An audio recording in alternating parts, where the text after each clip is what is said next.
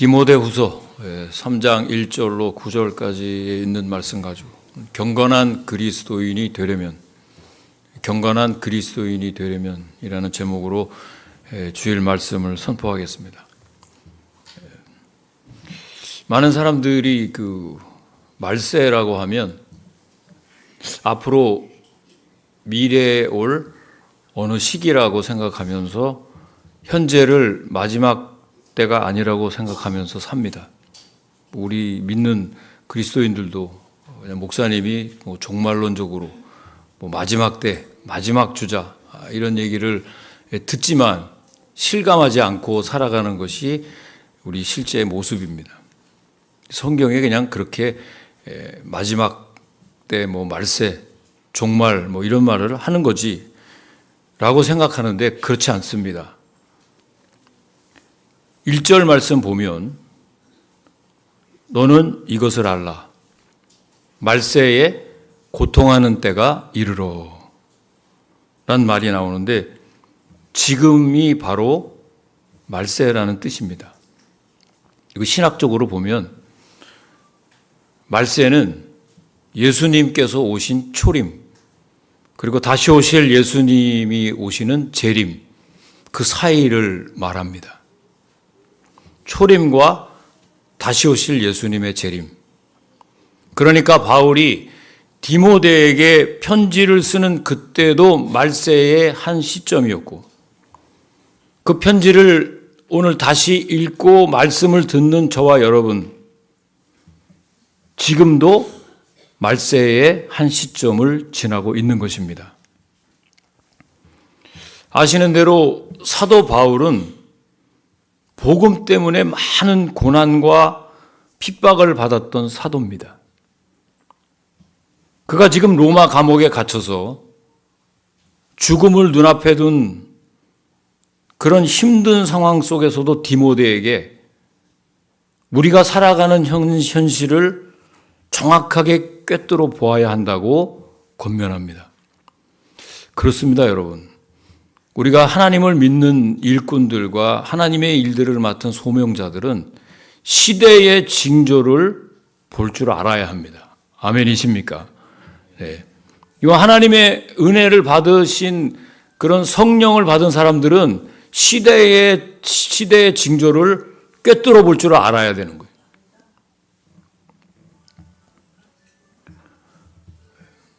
복음의 진리와 교회의 거룩함을 어떻게 지켜야 할 것인지에 대한 마지막 권면의 말씀입니다. 특히 말세는 그거 좀 잘 정리해 주세요. 제가 막 하고 싶은데 저도 빠르진 않지만 아무튼 그래요. 특히 더 심각한 이런 영적 타락과 도덕적 붕괴가 찾아올 것을 경고하는 그런 말씀입니다. 이 말씀은 사실 여기에 다 해당되지 않는 그런 그 성령 충만한 분도 우리 가운데 계시고 또 하나님의 은혜 가운데 늘 감사하며 사는 분도 많이 계시지만 오늘 우리에게 주시는 말씀으로 받고 다시 경건한 그리스도인이 되시길 주의 이름으로 축원합니다. 축원합니다.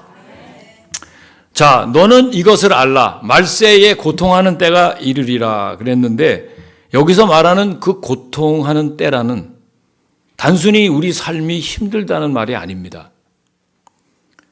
도덕적으로, 신앙적으로 거룩함을 잃어버린 그래서 정말로 경건한 삶을 살아가는 것이 너무 힘든 시대를 뜻하는 것입니다.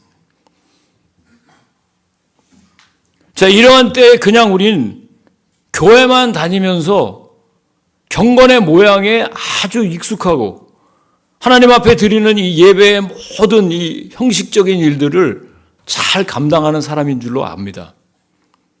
경건의 모양은 결단코 잘못된 것이 아닙니다. 문제는 경건의 능력이 없다는 것이죠. 자, 오늘 우리에게 주시는 이 말씀을 듣고 나는 과연 명목상 그리스도인이 아닌가? 아니면 너무 오래 신앙생활을 하다 보니까 나도 모르게 매너리즘에 빠져서 그냥 형식적인 신앙에 너무 익숙한 아주 그냥 예배드리는 그 전문가들이 되는 그런 사람이 아닌가 돌아보려고 합니다.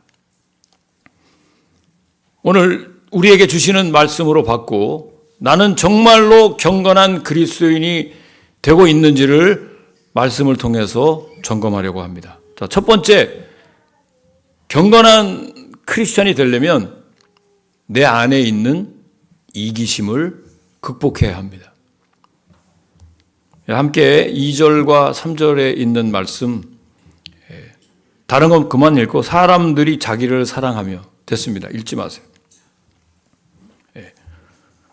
말세의 때에 우리 세상의 모습을 우리에게 보여줍니다. 바울이 디모데에게 우리가 살아가는 현실을 정확히 보아야 한다고 말을 해줬습니다.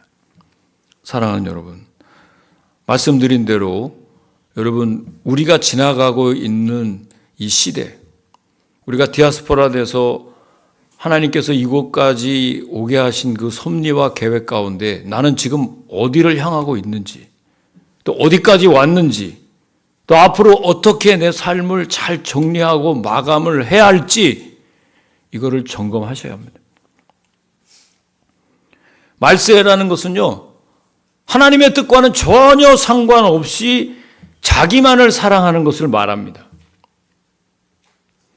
그런데 나는 그리스도와 함께 십자가에 못 박혔고 하나님의 은혜로 콜림까지 받았고 늘 경건한 삶을 살려고 매일매일 애썼는데도 불구하고 여전히 나 자신을 사랑하는 마음이 내 안에 남아있지 않는가 돌아봐야 합니다. 이건 우리의 영적인 성숙과도 연결이 되어 있어요.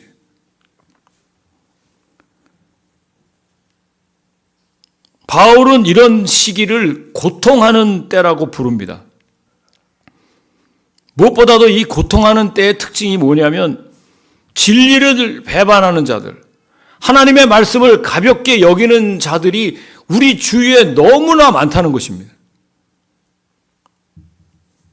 그들은 사랑하지 말아야 할 것들을 사랑하고 반대로 사랑해야 될 것을, 행해야 될 것을 하지 않는 자들을 일컫습니다. 자기를 사랑하며 세상에 자기를 사랑하지 않는 사람이 어디 있겠어요? 양육반도 제가 이제 우리 양육반원들을 가르치는데 묵상하면서 그 우리 그리스도 예수님이 다스리는 삶에 대한 그 배의 키가 있는데 그 가운데 자 대신에 그리스도가 들어가야 돼요. 그래서 예수님이 저와 여러분의 삶을 다스리는 자들이 하나님의 자녀라고 믿습니다. 할렐루야, 할렐루야. 예. 자신밖에 모르는 자아 중심의 삶을 사는 사람들을 바로 이기적인 사람이라고 부릅니다.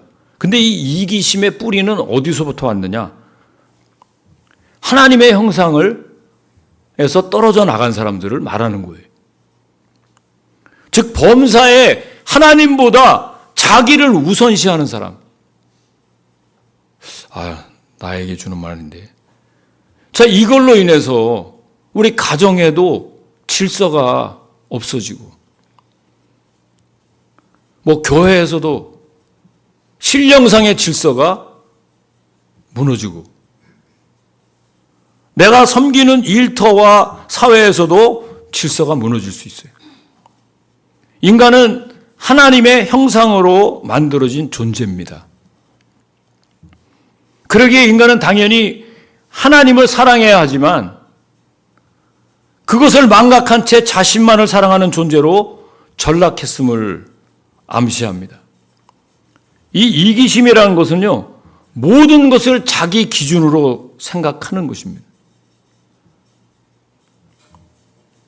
자주 여러분에게 말씀드립니다만 이 가인에 대해서 제가 히브리서에 나와 있는 가인을 보면 창세기에도 나오지만 하나님께 드리는 제사, 자신이 원하는 대로 제물을 드렸어요. 결국 자신의 제사가 연락되지 않으므로 아우아벨을 시기하여 아벨을 죽이는 극단적인 이기심을 드러냈습니다. 최근에 한국에서 일어난 아주 비극적인 사건, 이거는 뭐 예화로 들기조차 아주 불편한 그런 비극적인 사건도 가인처럼 자기만을 극단적으로 사랑하고 감정을 컨트롤하지 못한 채 하나님 없는 사람들 삶이 얼마나 위험한 결과를 초래하는지를 한마디로 보여준 그런 예입니다. 가인은 하나님보다 자신의 체면과 자존심과 욕심을 더 사랑했습니다. 반면 아벨은 하나님을 중심으로 한 믿음의 제사를 드린 거 너무 잘 알아요. 그의 믿음은 지금도 히브리서를 통해서 계속적으로 우리 믿음의 사람으로 알려지고 있습니다. 그렇습니다, 여러분. 이기심은 우리의 경건을 무너뜨립니다. 하나님 앞에 나아가는 길도 막고 경건한 그리스도인이 되기 위해서 먼저 알아야 할 것이 있습니다. 자기 자신을 알아야 합니다. 신앙생활의 가장 큰 방해물이 나 자신이에요. 이거 하나님의 은혜를 받지 않으면 모릅니다. 얼마나 사람들이 몰라요. 자기 자신을. 점점 더 이기적이 되고 더 하나님 나라를 위해서 합당한 예물이 되지 못한 채 살아가는 사람들이 얼마나 많은지 몰라요. 모든 걸 다 인간적으로만 생각하고 모든 걸 판단하고 실행합니다. 그 결과는 어떻게 돼요? 심각한 영적 질병입니다. 사랑하는 여러분, 무엇보다도 자기 애를 극복하려면 어떻게 해야 할까요? 하나님의 말씀으로 돌아가야 합니다. 할렐루야. 예. 먼저 자기를 부인하고 그리스도를 따라갈 때 주님의 말씀을 기억하면서 그 이기심을 십자가에 못 박아야 되는 거예요. 그래야 이웃과의 관계가 내 주위에 있는 우리 가족들과의 관계가 회복이 되고 사랑으로 감당할 수가 있는 것입니다. 너는 마음을 다하고 뜻을 다하고 목숨을 다해 주 너의 하나님을 사랑하라. 여러분, 먼저 하나님을 사랑하시기를 주의 이름으로 축원합니다. 이게 가장 큰 계명이에요. 그 하나님과의 관계가 이게 회복될 때 이웃과의 관계가 되는데, 이웃과의 관계가 이 상호 형통하지가 않는 이유가 어디서부터 왔는지를 모른 채 계속 이웃과의 관계만을 생각하는 것이 저와 여러분의 현실입니다. 나는 정말로 자기 중심적인 이기적인 사람인지 아니면 정말 그리스도와 함께 다른 사람 중심으로 생각하는 이타적인 사람인지를 먼저 생각할 때 우리 새신교회에서 이타적인 사람이 많이 나오시기를 주의 이름으로 축원합니다. 축원합니다. 그래야 우리가 이기심을 극복하고 자기애를 극복하는 거예요. 자, 두 번째, 경건한 그리스도인이 되려면 쾌락주의를 배격하라 그랬어요. 다 함께 4절 말씀 읽어보시겠습니다. 시작. 배신하며 조급하며 자만하며 쾌락을 사랑하기를 하나님 사랑하는 것보다 더하며. 자, 말세의 또 하나의 특징은 뭐냐면 자기 몸의 요구를 따라가는 쾌락주의입니다. 이 쾌락주의는 나쁜 것이 아닙니다. 죄도 아니고 그냥 편안함, 그냥 즐거움, 만족을 최우선 가치로 삼는 것이 쾌락주의입니다. 오늘날의 시대 정신은 그저 내가 즐겁고 편하면 된다는 이 소비주의적 사고방식이 모든 사람들에게 다 편만하게 돼 있어요. 그래서 어느 목사님은 그 목사님 세미나에 와서 하도 목사님들이 힘들어하고 목회에 막 그냥 스트레스를 받으니까 목회는 인조이 하는 것입니다. 뭐를 인조이 하나 나는 이제 그런 생각을 한 적이 있는데 그만큼 힘들게 하지 말라는 뜻으로 아마 말씀하신 거라고 저는 봅니다. 근데 이것이 도를 넘어서는데 문제가 있어요. 하나님을 사랑하는 마음을 식어버리게 합니다. 한번 보세요, 여러분. 우리가 사는 이 시대를 한번 보면 정말 눈만 돌리면 우린 모두 다 인터넷 시대, 뭐 핸드폰, 뭐 여러분 떨어지면 안 되죠. 저는 뭐 이게 옆에서 쉬다가도 이게 없으면 이거 만집니다. 이거 어디 갔지? 이거라도 쳐다보고. 저는 그때 말씀 보고 이렇게 봅니다, 여러분. 오해하지 마세요. 이거 이 대지가 잘 됐나 하고 뭐 이렇게 성경 말씀도 보고 또 이렇게 하는데 한 번은 그 교회에서 예화를 드리려고 하니까 그 최인호 씨가 쓴 원작 그 상도에 대해서 얘기하려면 이름을 알아야 되고 이 사람이 어느 시대인지를 알아야 되잖아요. 그래서 제가 그걸 찾아보느라고 구글을 쳤더니 상도 몰아보기 이런 게 나오더라고요. 그래서 한번 딱 쳤더니 이게 빠져나오기 힘들어. 얼마나 재밌는지. 이게 한국 드라마는 이거 거의 마약 수준이야. 난 마약은 안 해봤습니다. 오해하지 마세요. 거의 빠져나오기가 힘들어요. 1편부터 5편까지 몰아보기 보다가 이 밤이 어르신이 새벽기도 준비해야 되는데 새벽기도 말씀도 보고 성도도 보고. 그 제가 보면 우리 옆에 있는 사람은 뭘 목사님이 그런 걸 봐요. 그러면서 자기도 봐. 이게 무슨 일일까? 그 둘이 같이 봐. 그래서 제가 에헤이 모든 일에 절제를 해야지 이 사람아. 그리고 그냥 과감하게 끕니다. 그래 가서 이제 성경책을 딱 펴고 있는데 6편 빨리 틀어. 어디서 딴 데서 나와요.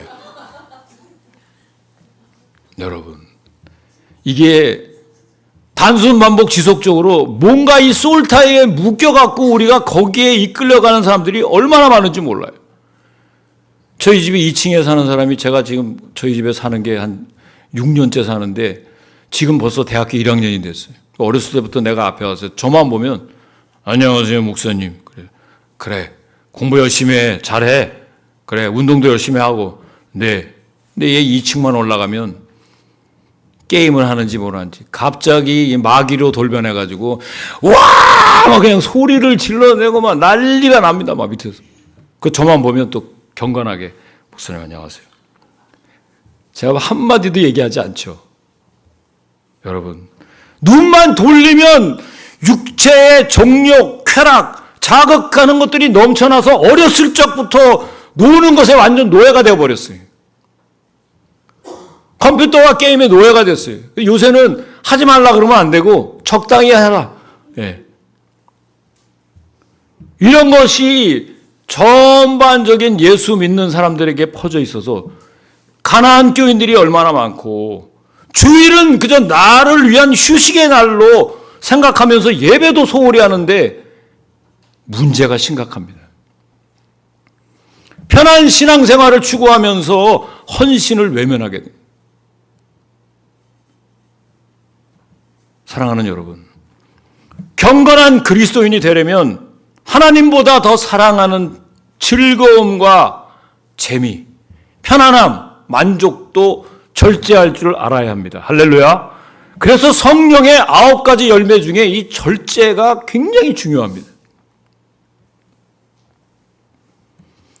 당장의 만족함을 위해서 애서는 팥죽 한 그릇이 뭐가 그렇게 대단해. 장자의 명분 필요 없어. 난 배고파 죽겠어. 그냥 먹었어요.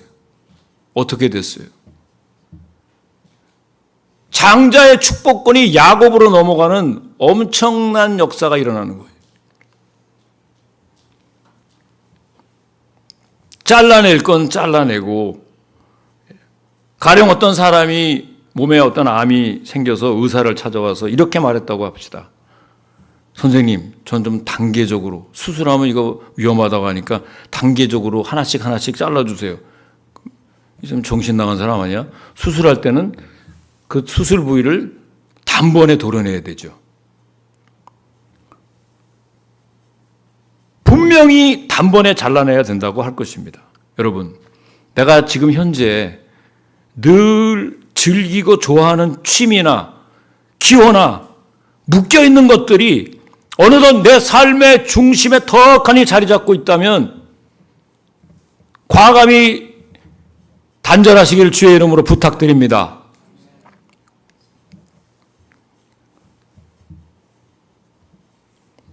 감리교의 창시자인 요한 웨슬리는요, 영국의 귀족 가문으로 부족할 것이 하나도 없는 그런 명문가의 부자였어요.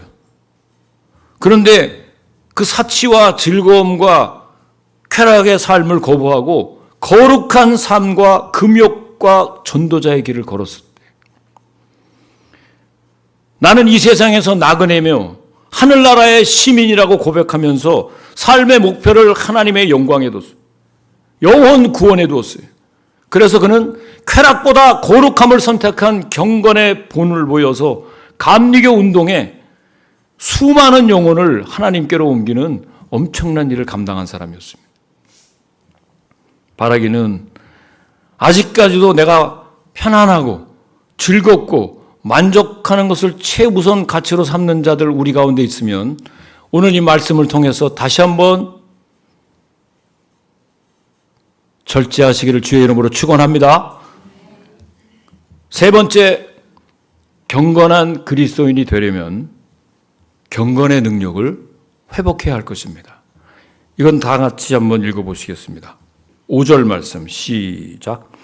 경건의 모양은 있으나 경건의 능력은 부인하니 이 같은 자들에게서 네가 돌아서라. 경건의 모양은 갖췄는데 능력이 없는 신앙인의 모습을, 말씀드린 대로 경건의 모양은 우리가 지금 예배드리고 봉사하고 또 하나님께 찬양드리고 뭐 이런 모든 신앙적인 행위로 반드시 필요한 것입니다. 말씀도 잘 모르고 경건의 모양은 나쁜 거고 난 능력 있어야 돼, 이게 아닙니다. 경건의 모양을 먼저 갖춰야 될 줄로 믿습니다. 형식이 중요한 거예요. 일단 문제는 내 내적인 성숙이나 인격의 변화, 성령의 열매가 없는 자들을 경건의 능력을 부인하는 자다라고 일컫는 것입니다.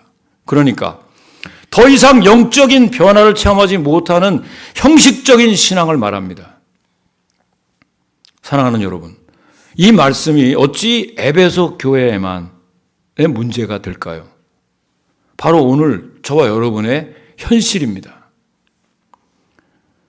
이런 말세의 현상들을 직면한 디모데에게 바울은 뭐라 그랬어요? 이 같은 자들에게서 돌아서라 그랬어요.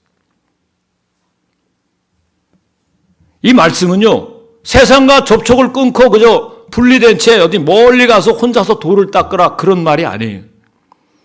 그런 삶의 영향을 받지 말고 오히려 그들을 경계하고 바로 잡으라는 뜻입니다, 여러분.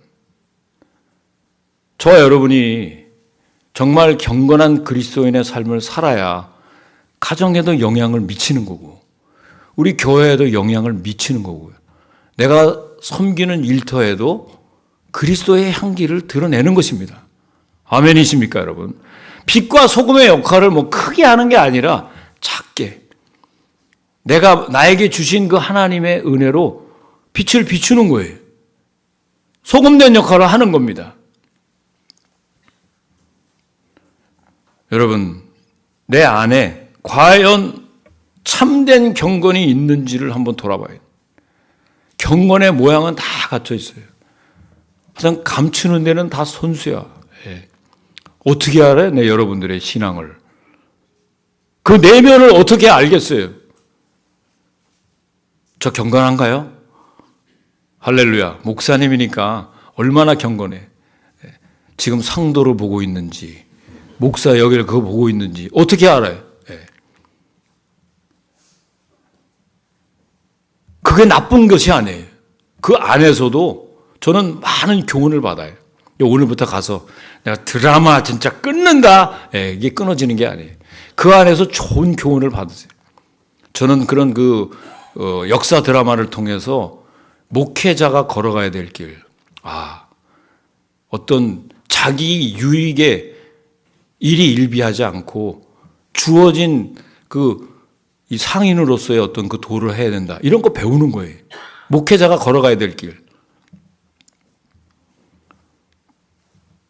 말세에는요, 어둠에 속한 자들은 마치 빈수레가 요란하듯 능력도 없고 내실이 부실하니까 자꾸 외적인 과시로 뭘 보여주려고 해요.